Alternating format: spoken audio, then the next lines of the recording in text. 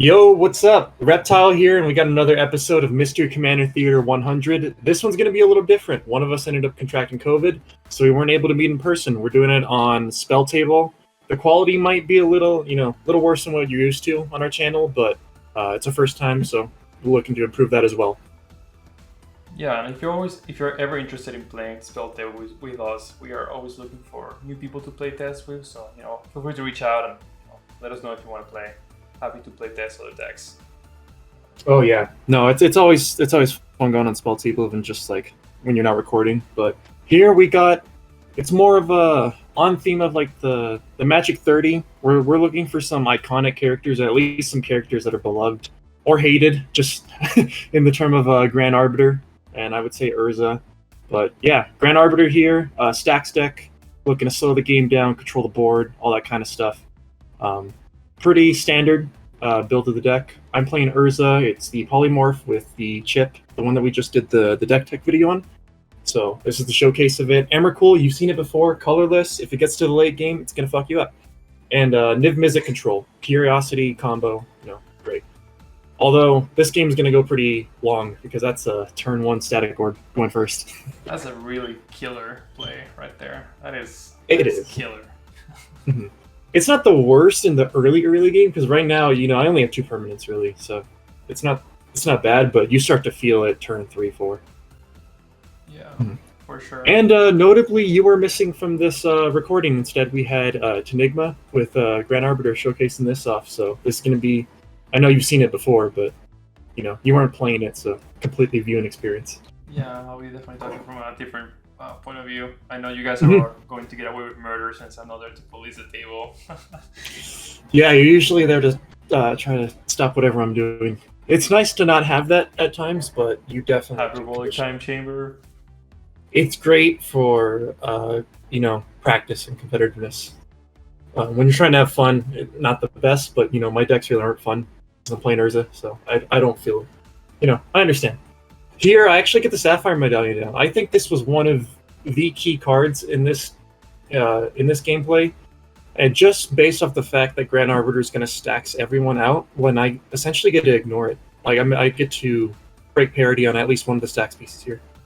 Yeah, it's pretty good. Back it goes for the Abrade, I presume targeting the static orb, which yes. will then get spell pierce. So it's a play by Enigma to keep counter magic to protect peace. Protecting the static orb, really able to make sure that this is going to transition to the turns where it really starts to hurt, like this mannequin. Now we actually have to make choices. I have to make choices between the prototype or land. So yeah. So again, I think the name is doing pretty well. His board is really ahead from what it appears. Missing white, like double. He has white through the not in terms of lands, but yeah, the talisman. A lot of blue. Yeah. Able to get out Grand Arbiter, and I think this was showcased in the last video with Chun-Li. Grand Arbiter was in there, and I love this art. Pretty good art. Very annoying card. Very annoying card. It's great. Out for Urza. Yep, Urza. I believe I forget about the ETB trigger until about a turn later, and then I'm like, oh wait, my construct. So you don't see the little buddy spawning now, but yeah, I actually do have a blue mana open at the moment. So very useful. I'll ask you this: what do you think about the power levels of the table? Because I know Urza is top tier, known EDH. Grand Arbiter is a known stacks piece. Emrakul's more of a casual commander. We've seen it win late games. And then Niv-Mizzet is also a known archetype. What is your gauge on each of the power levels? Oh, I definitely would say that Archjelly's deck is at the worst position, just because I think it can go a certain way because a lot of the rest of the group is just control. So if we are busy controlling one another, stacking one another out, eventually this Eldrazi is going to come out, and it doesn't look like the board is progressing too much. Like no one's really able to win too quick. So I think Archjelly has that in his favor, but outside of that, not having interaction, really not having the ramp, essentially having your mana rock stunted now because of the static orb and the Grand Arbiter, it's pretty tough. So I think outside of Arc Jelly, everything's about even. We can all kind of interact on the same plane, and Grand Arbiter can't really win out of anywhere, but it can definitely control the board. So, yeah, I would say overall pretty even, with Arch Jelly being the weakest. Yeah, and then being in favor because it is a late game deck, right?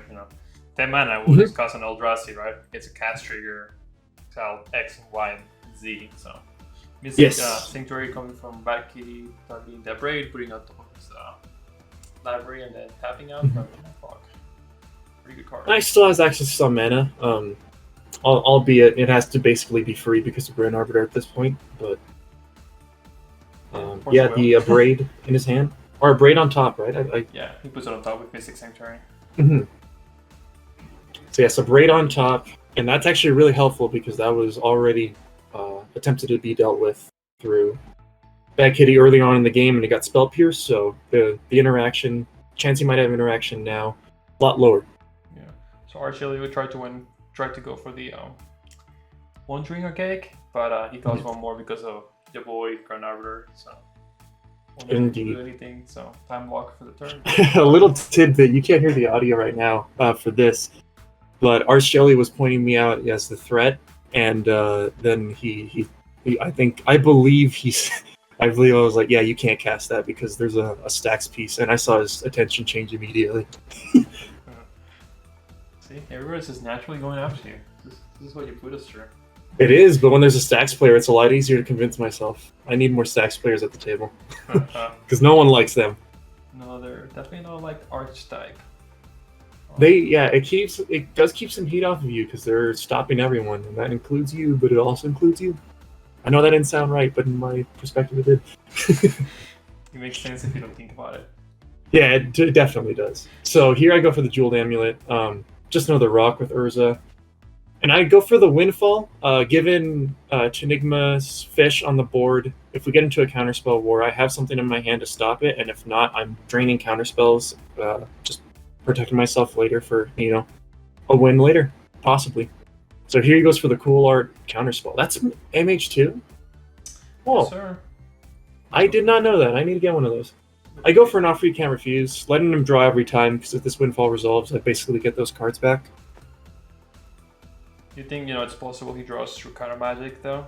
That's a risk you take? It is a risk that I take, but when I think about how an offer you can't refuse is my only means of counter magic, and the Windfall only propels me to get more cards, or it takes away a resource that I need desperately to take away, which is counter magic, because if I am a combo deck, I'm a stacks deck, but I also combo and just win the game. So here's a question for you. So Enigma does force a will targeting an offer you can't refuse. Do you think you counter, you let an offer you can't refuse resolve, you get the 2 treasures, and then you go ahead and counter the spell? Yes. That way you get that was a misplay, yes, because you can it's almost like the deflecting swap, where you're going after something on the stack because it gives you something else. And an offer you can't refuse will give you those 2 treasure tokens. That's something I didn't consider. Probably just because, I was on the other side and I just kind of wanted to drain it, so I wasn't really... I was excited. Now I'm excited now that you tell me that, so it turned out really well. But yeah, here I go for solve the equation, get a dramatic reversal, and under this board state, it doesn't look as fishy because there's a static orb, and even though I know it's going to get destroyed, I go for dramatic reversal and just kind of say, like, yeah, I'm using it because I can only untap 2 things, and I want to untap my board and have 5 mana, which is... Yeah. It's a play that you can sometimes go for, but a Braid going through... That was another thing I wanted to do. On your instant? At your end step instead of during his turn? I believe he didn't want to do it then because, and I know that this gives Jacob the opportunity to play his Wandering Archaic, but I believe, given the circumstance of him using all his counter magic there, I think he wanted to do it while he was tapped out and before he got to draw another card. Because he's going to end up giving him a card anyway with the Mystic Remora, so you might as well do it when he doesn't have the mana. Sure. Okay. I think it was a good time to hit it, even though you asymmetrically gained the benefit by giving Arch Jelly a chance to untap everything. But It was the safer way to do it. It got countered before. I can see his line of play. Yeah, just playing safe. Yeah, no, that makes sense. Enigma, really valuing his life, choosing to get the Hall of Femme untapped, and deciding to go here for Grand Abolisher. Having to use the Lotus Petal in order to pay for the extra white. Still doesn't have too much white, but I'm not sure why he didn't tap that. I guess he was the he is the stacks player, so he is going to be targeted in terms of life. So just trying to save it. Let's do that. But. Yeah, I mean, I don't know. I feel like the Lotus Petal could be more valuable, right? Having it for the long term than that extra. Agreed. An extra source of mana, white. Mana. But here, continue to put the pressure on. I saw that the Remora was still on board, so I decided to just swing to Enigma. Just kind of get that out of the way. Midnight Clock is a pretty big concern. Not at the moment, but it will be soon, because it refreshes his hand and it lets him draw. And given the fact that a lot of the interaction Kitty hasn't done much, especially given this, Teferi's Ageless Insight that's a 14 mana. That's a 14 card draw. Pretty good. I have one question for your deck. So I see you have one snow cover island. Are the others supposed to be snow cover islands, or are they just islands? Yes, actually, there was an issue getting my snow covered islands out. They should all be snow covered islands in a perfect world, but I think I have 2 in here, and I was still able to get 1. And you really only need 1 for Arkham's Astrolabe. So that's one of the things where if for some reason you do not have access to the Snowlands, in a monocolored deck, if you really need it bad for like Arkham's Astrolabe or whatever synergy you're going for, you can just run fetch lands, and that will help mitigate it because you can go and get the specific land that you need. So Archelli goes for the Chroma's Memorial, and here the name decides to mana drain it. Yes. And Enigma, I believe he forgot about the Wandering Archaic trigger, and he's unable to pay this off. Essentially, here was a little different in with the audio before we were talking, and Archelli really propped up this spell. It was more because he really likes it, and he hasn't been able to cast it in a while, and it's a good spell. It's a great artifact, but yeah, I think it persuaded Enigma to counter it a little bit more, given the emphasis he put on it. It's odd. It's one of those plays where, looking at it right now, you wouldn't really take into consideration, but it's just one of those things where in the moment you just kind of make that decision. Yeah, for sure. And obviously, if he didn't have the Lotus Petal, he could have paid the 2 to copy, pay for the copy. Yes. Yeah, that's also true. So that's okay. Nor here nor there. He decides to go for the up. I think he pays the 2 so to prevent Archelli from drawing or passing up. I think everyone's a very healthy life totals. Yes, outside of Enigma, which, the Hall of Fountain play is starting to make a lot more sense at the moment. Apps to cast Azori Signet. Azori Signet. Arcane, damn. That would have been pretty good. It's the same thing. But yeah, here, not going to spoil it, but I'm going to spoil it. It's the end of the game. I believe I go for the win on this turn. We thought we'd let you guys hear the real audio. We've been talking about it. So yeah, this is I hope you guys enjoyed this kind of layout. But yeah, here's the win and play. Wow. You might want to count how many artifacts you are. Did you pay for it? Oh yeah, did you pay 1 for your Lotus? There. I guess it kind of makes up for itself. 5, yeah, I counted it. And then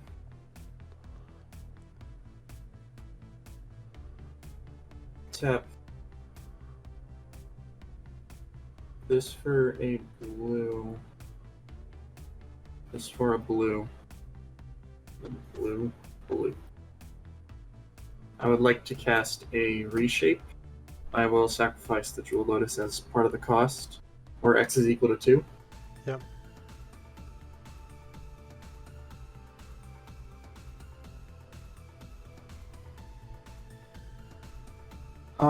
I guess, art Are you show. gonna pay too?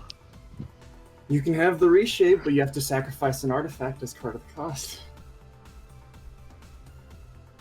I mean, I get to choose whether or not to copy it. I just want to know if you pay Oh. too. No, I'm not gonna pay too. Go ahead. Yeah, I'm not gonna copy. Cool. Is that good? Yeah, resolves here. Cool, cool. Yep, I don't have anything. All right, I'm gonna go and it puts it onto the battlefield. I'm gonna get my Isochron Scepter. Uh-oh. When it enters the battlefield, I will imprint Dramatic Reversal underneath it.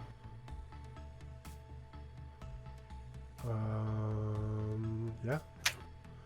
Wow, And yeah, so the True Lotus is gone, and I have 2 mana to activate it, so I would like to activate Isochron Scepter. Actually, hold on, I'm smart.